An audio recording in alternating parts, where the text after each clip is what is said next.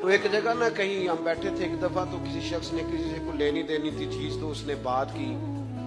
تو آپ کو پتا ہے وہ ریٹ لینے والا بہت زیادہ مانگ لیتا ہے اور دینے والا کوشش کرتا ہے صفر سے شروع کروں،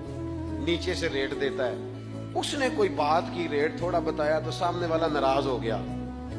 کہنے لگا تو کس طرح کا بندہ ہے، کنج دی گل کی۔ اب یہ جو ریٹ لگانے والا تھا اس نے بڑا حسین بات کی، وہ بندہ جواب میں بڑے غصے میں آ گیا، اس نے تلخ لبو لہجہ، لگتا تھا تھوڑی دیر کے بعد اٹھ پڑے گا، گریبان تھامے گا۔ تو آستے کہنے لگا یار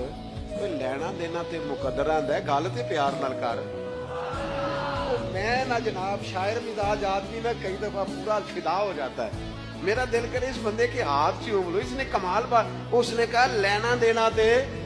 اوے گل تے پیار نال کر یار، دو گھڑیاں دا بہن ہے، ذرا پیار سے بات کر، کیا ہو گیا تجھے، ملنے آئے ہیں، غنیمت جانیے مل بیٹھنے کو، جدائی کی گھڑی سر پر کھڑی ہے، ابھی الارم بجے گا اٹھ کے تو اپنے گھر میں اپنے گھر، او بات تو پیار سے کر، او بول تو محبت کے ساتھ، سودا دینا بیچنا لینا الگ بات، او تو بولا تو ٹھیک کر، تیرا لہجہ تو ٹھیک ہو، تیری گفتگو تو ٹھیک ہو۔ لو سنو نا کیا کہا مدینے والے محبوب نے، کیا بات ہے میرے کریم رسول کی، حضور نے بات کھول کر بیان کر دی، مشکات میں موجود ہے۔ حضور فرمانے لگے